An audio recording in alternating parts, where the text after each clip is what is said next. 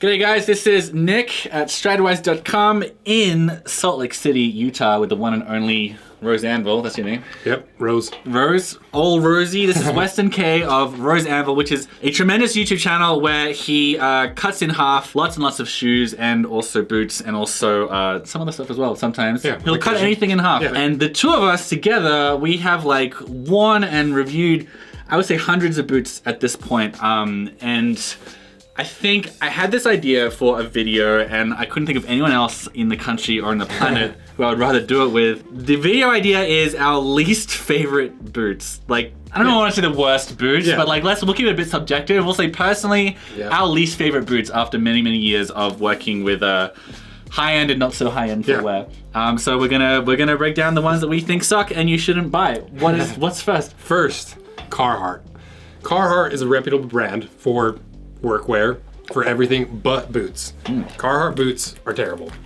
And I've cut apart a couple, and as you can see, lots of synthetic materials all through the sole construction, synthetic lining, pretty terrible fake printed leather uppers. Even their work boot, that's a composite toe, it's disguised as a regular work boot, where they usually have that foam midsole and a rubber outsole that's injection molded onto the upper. But in all reality, this Carhartt one is just layers of pieces of foam on the inside, floppy layers through the sole construction, and it's just cemented together.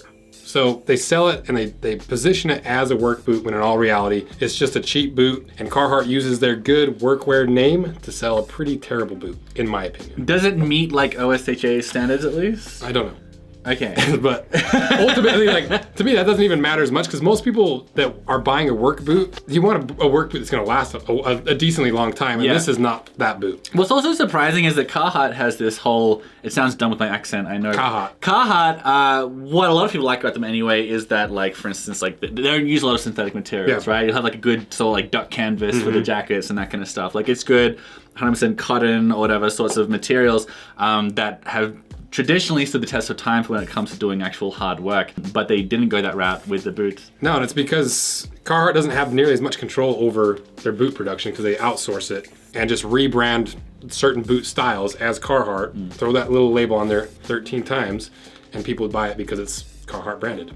Too bad. Don't like it. Don't buy Carhartt boots. Next up, this was my first, I think, fully 100% negative video. It was also my fastest growing video I had done at the time. I actually published it like the minute before I got on a flight to go to Lebanon for a few weeks, and I was hanging out with some friends and I just couldn't stop looking at my phone because I just kept on getting angry comments about this video, which was called Why I Don't Like Doc Martens. And I don't like Doc Martens. And I will defend that position until I die. They are terrible boots. In their defense, they're pretty inexpensive. But the problem is that Doc Martens occupy a very important part in like pop culture to a lot of people. For many people, including myself actually, my first pair of boots were Doc Martens. I got them when I was 17. They were oxblood colored. I was the coolest 17-year-old there is. And the thing is, they're cheap boots and they're cheap materials. But the average person who buys Doc Martens has only bought sneakers before that. So they will be under the impression that $150-ish is an expensive pair of boots. I understand not everyone can afford $300, but for a good pair of boots, but they're just so bad. This leather is just like unbelievably bad quality. It's really thin, it's really, really chromy. You can tell it's just like very inexpensive. And like it's really hard to resole as well. They're like a weird, like sometimes they say they're a welted boot, sometimes they say they're not, because it's affixed with heat, with a flame on the bottom.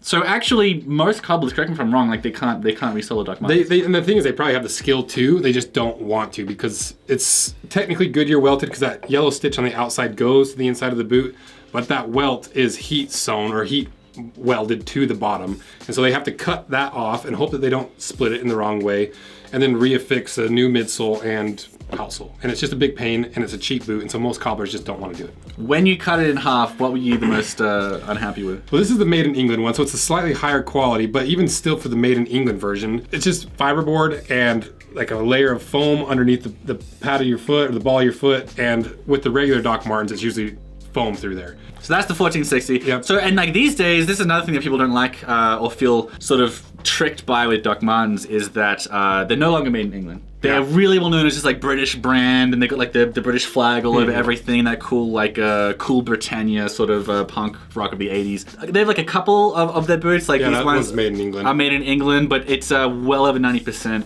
Are made in Asia, Thailand or Vietnam, I believe. It's one of the two. I've called them up to try and get information about their products. Like they'll say like the leather comes from South America or Asia. It's like, okay, that's either or. You don't know. But yeah, they're just garbage, and they fit like garbage too. At least for me. No, I agree. The fit is terrible, and they don't do half sizes either, which is like criminal for a brand this big. So you just have to hope and pray that it's gonna fit you fine. I get a lot of people getting mad at me in my video about Doc Martens for many things, but one of them is that they look a little bit big on me, and the reason they are is that I had to get like a size 11, which was too big, but a size 10 would have been too small because they didn't do 10 and a half. It was British sizing. Just such a dumb, boneheaded move. And even when they do fit quote unquote properly, they like have a weird blobby shape to them. Like there's no real work put into making them especially ergonomic. And no shank on the inside, so they just are big, floppy, loose. That's right. The lack of shank is a big thing, and it's just like and it's not good leather. It's not good. Like, I don't know. Everyone knows that old leather looks cool, so then people get Doc Martens boots for that, and it's not the kind of leather that looks that great after a long time. Don't get Doc Martens. They are cheap though, to be fair, but there's better boots out there for the price. Yes, there are. Next up is Brunts. Now these are a cheap boot, and they're a work boot, and it doesn't necessarily bother me that the construction of this boot is terrible because it's a cheap boot. But what bothers me is it's marketed by Brunt as a high quality work boot that's dependable, and they're marketing it to workers as a boot that's not a work boot. It's just a simple cemented construction boot with a Texon style fiberboard that's glued on there with a fake Goodyear welt that's plastic anyway, and it's just not a good boot. It's just cheap, and I just don't, I don't like how certain brands try to sell a boot to certain people that need reliable products when they're not. It drives me nuts, and that's why I don't like Brunt boots. This part's a little bit embarrassing because I have a pair of these boots myself, and I put them in a video about waterproof boots because they are waterproof nonetheless. And they meet, I think, a couple of OSHA standards, so, and they seem to be, they're not as expensive as some other work boots, so I was like, all right, it's a work boot, it's not that expensive, it's waterproof, this seems fine. I hadn't seen it cut in half and torn apart, which is what Weston did, and he was very, very unimpressed with these boots. And even for the money, they're fine. It more is just, it bothers me when brands try to make something a boot something that it's not. Brunt workwear. They are cheap though. Yeah, but that doesn't mean they're good. There's better boots for the price. Yeah. The next boots, I feel a little bit mean with this one. I just hate Bean boots. The LL Bean boot. There are plenty of good things to say about LL Bean. Of course, this is like a real symbol of old Americana. A lot of the manufacturing has moved overseas, like most of it. These boots, I believe, are still made in the US. And it is a waterproof boot, which is important to a lot of people. I just think they're hideous, and that's my main issue with it. There are waterproof boots out there you can get.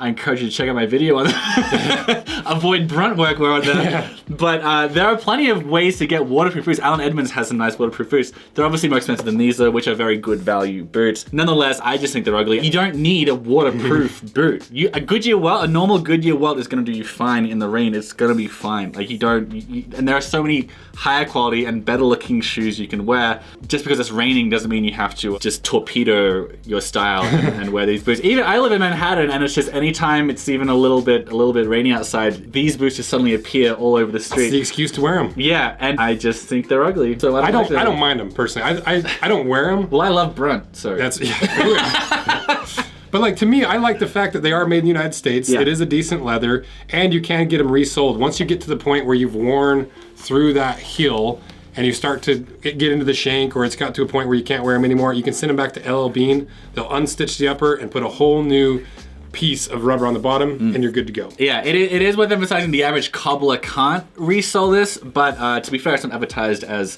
a resolable boot. But yeah, LL Bean will resole it for you, which is cool of them. It is made in the US. It's not expensive. And they're like, it's thick rubber. It's got a shank in it. For, in your opinion, an ugly boot. I think it's okay personally, but you hate it. So yeah, to be clear, yeah, I just think it is visually an ugly boot, and I just hate wearing them. Yeah. But if you like them, that's fine. Yeah. I don't think you're a bad person if you like Bean boots. I just think they're ugly, and they're better looking boots that can keep rain away from your toes. He's not gonna call you out on the streets of New York if you're wearing LL Bean boots. I won't. I'd be like, calling it goes off. Yeah, I'd be calling people out all day if I did that, because they're everywhere. That's the Bean boot. I'm not a fan of it, but not for any structural reason. I just think they're hideous. Fair enough. What's next? The last boot is the Harley Davidson boot, and I guess it's not necessarily specifically the Harley Davidson boots, but more these brands that are known for doing something other than boots, but then they slap their logo on a boot or whatever. Like Carhartt. Yeah, like Carhartt. And they sell a subpar product and they're relying on their name to sell garbage to people that they know is not a good boot, like Harley Davidson. Yeah, this is a mock toe that we did in the Mocktober series, and it's just got loose insides just like the Carhartts. It's just not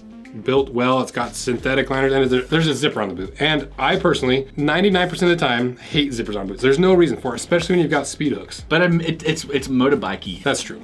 but anybody that owns a Harley, that actually rides a Harley, would never be caught dead in a Harley branded boot. I don't like these. Run me through it again. You don't like the fact that it has a synthetic lining because it makes it synthetic, unbreathable and everything. Yeah. Hate the zipper. All the insides are really loose and floppy, and they're just not going to last a long time because every time you flex that boot, those layers move independently, prematurely wearing it out. Got it. I hate the Harley brand all over everything, and that they're using their good name to sell a terrible boot. It's a bummer. Yeah, so that's, if there's a takeaway for this video, it's like, if a company that isn't known for making boots starts making boots, there's a decent chance of just like giving a contract to some random company in some random country, and it's not going to be the same level of attention to detail and quality. Not always, anyway. And if it sounds too good to be true, for the price, it's usually too good to be true. Those are our 5 least favorite boots. As an honorable mention, I did want to talk about all Chukkas. Yeah, that's fair. I just don't like Chukka boots. I think they're ugly. Yeah, I appreciate them for what they are, but I've never worn a pair of Chukkas in my entire life, aside from B-roll for the Chukka boot series we did. This is a lot softer language than he was using earlier when we were talking about this video. Family friendly. and previous brands that have worked with friendly. He does not like Chukkas. I mean, I know, yeah. I know some guys like Chukkas and it's fine, it's no big deal. It's a certain look. It's just like the LLB. It's a certain look and it's just not for people. I just have tremendous difficulty figuring out if they're casual or dressy.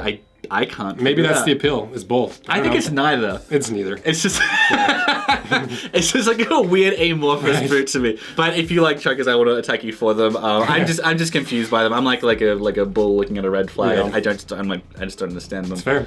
But if it works for you, it works for you. That's our video. Yep. That's our thoroughly silly video on our least favorite boot brands. Let us know in the comments below your least favorite boots and why, because this is a very interesting topic that I really enjoy exploring. And subscribe to the channel of Rosanville if you haven't already, because he's absolutely spectacular. Thank you. And has a thoroughly analytic and surgically precise way of looking at boots that not every brand will like, but gosh darn it, he's honest. Thank you. I appreciate it. All right, cool. That's it. All right, subscribe, and we'll see you next time.